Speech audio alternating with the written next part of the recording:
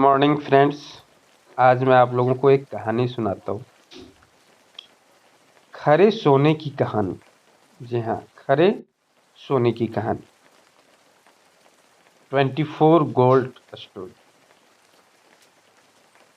अजीबोगरीब, आश्चर्यपूर्ण, परंतु काल्पनिक।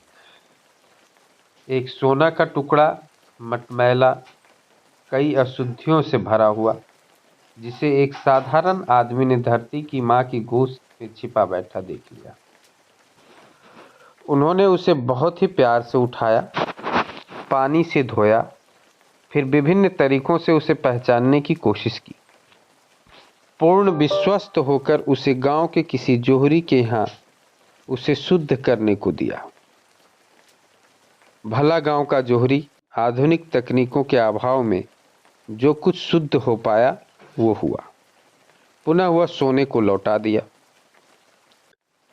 साधारण आदमी ने उसे फिर एक छोटे से शहर की जोहरी के हाथों में दे दिया। उसने भी उसे हद तक शुद्ध किया, पुनः लौटा दिया।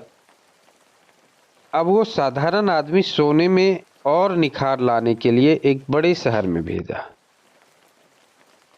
पर वहां जाकर ना वो सोना शुद्ध हो पाया, ना ही अशुद्धता की कोई दाग लगी। साधारण आदमी को बड़ा असंतोष हुआ और उसने सोने को कुछ दिन तक अपने पास रखा। सोना उस आदमी के पास पड़ा रहा। जब जब जरूरत पड़ी उस सोने से काम लिया। कुछ दिन बाद वो आदमी को एक बड़े शहर में एक अच्छे जोहरी का पता चला। उसने जोहरी को वो सोना शुद्ध करने के लिए दिया।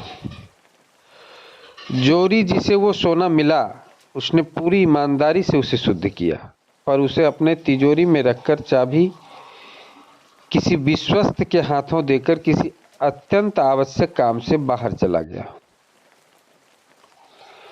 उस विश्वस्त आदमी को अपने विश्वास में लेकर एक अबला ने तिजोरी खोली। शुद्ध सोने की चमक से उस अबला के मन उसे अपना श्रृंगार बनाने को मचल गया। वह चुपके से उस बेशकीमती सोने को अपना श्रृंगार बना ली। जब जोहरी वापस आया तो उसने तिजोरी में सोना नहीं देखकर अपने विश्वस्त से पूछा,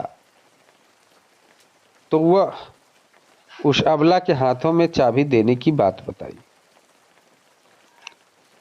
जब अबला से उस सोने के बारे में पूछा गया तो वह बोली, हाँ, मैंने इसे अपना श्रृंगार तो बनाया है, पर मैं किसी कीमत पर इसे लौटा नहीं सकती। आप चाहो तो मैं इसकी कीमत आपको दे सकती हूँ। पर जोहरी नहीं माना। उसने उस अबला से उसका पहला श्रृंगार वापस ले ली। सोना भी बहुत दुखी था। वह पहली बार किसी अबला की श्रृंगार बना था और उसी अबला का श्रृंगार बनकर रहना चाहता था। अबला भी उसके बिना नहीं रह सकती। सोना चूंकि सोना था, इसलिए सोने के रूप में, परंतु शुद्ध करने के दौरान जो आकार जोहरी ने उसे दिया था, अबला ने श्रृंगार बनने के दौरान कुछ परिवर्तन उसमें ला दी। चूंकि जोहरी तो जोहरी था, उसने हथौड़े की मीठी मीठी ठोकर से सोने को पुनः वही आकार देकर उस आदमी को वापस कर दिया। समय बदलता गया और बरसों बाद फिर से सोना किसी का श्रृंगार बना। उसकी कीमत उस आदमी को मिला जिसने उसे धरती की गोद से उठाया था। उस जोहरी को अपनी मजदूरी मिली।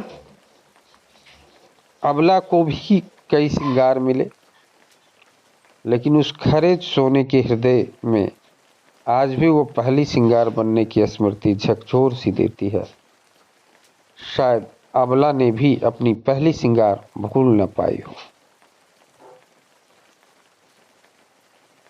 इस कहानी से आपने क्या समझा, क्या सीखा, मुझे कमेंट बॉक्स में बताएं प्लीज।